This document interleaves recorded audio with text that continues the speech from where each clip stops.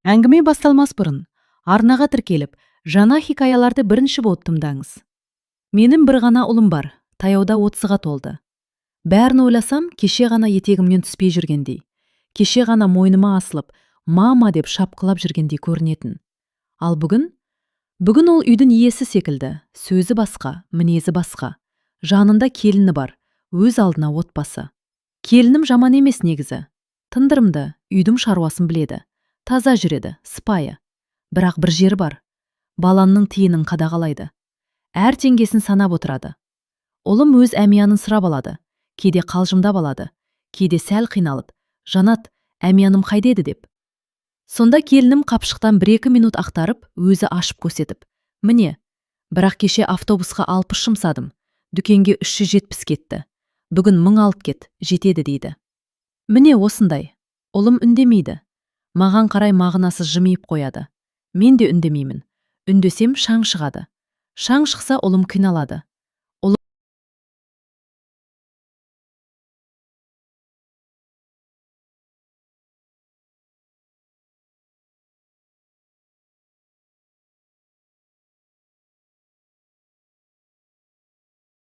Пайдаланайық деді.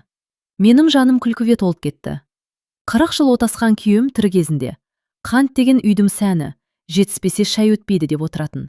Ал мына келін экономист. Дұрыс қарағым, үйдің берекесі есеппен ғой дедім. Ол да мәз.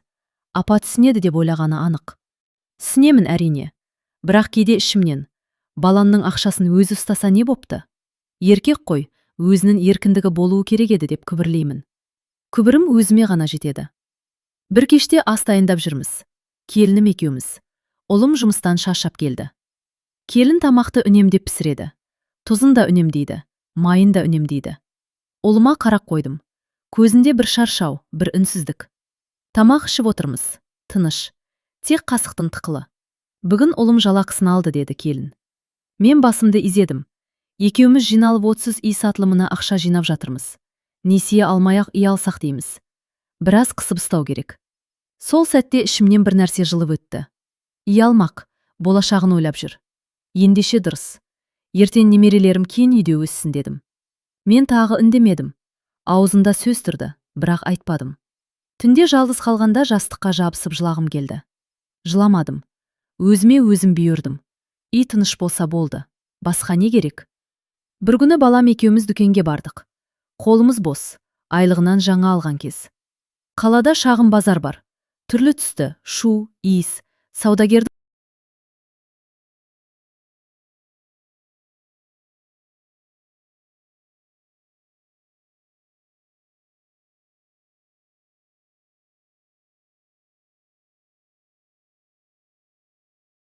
осы сәтте жүрегім шым ете қалды. Бір сәтке кішкентай баламды көргендей болдым. Қолынан ұстап базарға алып шыққаным, ақша бергенім, тәтті алып бергенім. Бәрі көз алдымнан жылжып өтті. Жарайды балам дедім. Мен алып берем. Бүгін менің сыйлығым болсын. Жоқ мама, керек емес. Біз аяқ киімді алмай базарды аралап жүре бердік. Екі ортада бір үнсіздік. Қасымызда магазиндер жарқырап тұр. Адамдар күліп жүр. Ал біз екеуміз бір-біріміздің ойымызға жете. Мен тек іштей ойландым. Әмияның өзі сұрайтын жігіт болып өсті. Бірақ сұраудан да ұялады-ау. Кейде таңертең шай ішкенде ұлымның көзі шаршаңқы болады. Мен ұлымның жүзіне қарап отырамын. Ол маған сездірмейді. Келінім үйді таза ұстайды. Тамағы да жаман емес, бірақ қатал. Ұлым да қатты қарсыласпайды. Мүмкін қуаты жоқ. Мүмкін жалғыз отбасын ойлайтын шығар. Мүмкін анашым үшін дау шығармайын деп ойлайтын болар. Мен де солаймын. Шыдаймын, тек үй тыныш болсын. Бір күні есік алдына екеуміз шай алып шықтық. Күз. Жапырақтар сары, ауа салқын. Келінім бірден есепке кірісті. Апа, газға биыл көбірек кетеді, үнемдеу керек. Мен басымды изей бердім. Бір үйде екеуміз үнемдейміз. Ештеңе етпес. Үй тыныш болсын, болды. Бірақ сол күні кешке ұлым маған жай ғана бір сөйлем айтты. Мама, мен өзіме ақша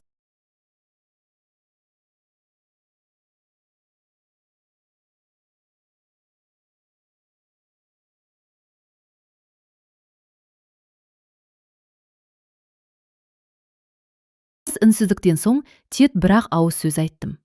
Бала ақмақ болмауы керек. Әкесі секілді тірегін сезінуі керек. Ақшаңды өзің ұмыста, бірақ дау болмасын. Ұлым иығымнан құшақтап басын қойды. Балалық шақ қайта оралғандай болды. Бір сәтке ғана болса да. Келінім кешке ештеңе демеді. Мүмкін ішінен күйді. Мүмкін ойланып қалған шығар, бірақ дау шыққан жоқ. Содан бері ұлым кейде өз ақшасын өзі ұстайды. Кейде қайта келінге береді. Білмеймін, мен араласпаймын. Араласпау менің ең үлкен еңбегім. Тек бір ғана тілегім бар. Үй тыныш болсын. Баламның басы ауырмасын. Ұясы бұзылмасын. Мен бәріне шыдаймын. Тек үйім тыныш болсын деп. Күндер өтті. Үй әрдайым бір қалыпта. Таңғы шай, жұмыс, кешкі ас. Тек бір өзгешелік. Кейде ұлым әмиянын өзі ұстайды. Кейде келінге қайта сеніп тапсырады. Мен бәрін байқаймын, бірақ үндемеймін. Келінім әлі үнемшіл. Мәселенің бәрі ниеті жаман емес. Үнемдегені болашақ үшін дейді. Сол үшін өзіме өзім тоқтау қоямын. Жетет, ана деген тату болуды ойлағаны дұрыс. Үй тыныштығы алтын. Бір күні кешке келінім дауысы жұмсақ шықты. Апа, шай ішіп отырсыз ба? Қасыңызға отырайын ба? Мен таңырқап көз салдым. Келін әдетте босаса да, шаруаны бітірем деп жанталасатын. Бүгін асықпай қасыма жайғасып отырды. Үнсіз біраз шай іштік. Сосын ғана ол төмен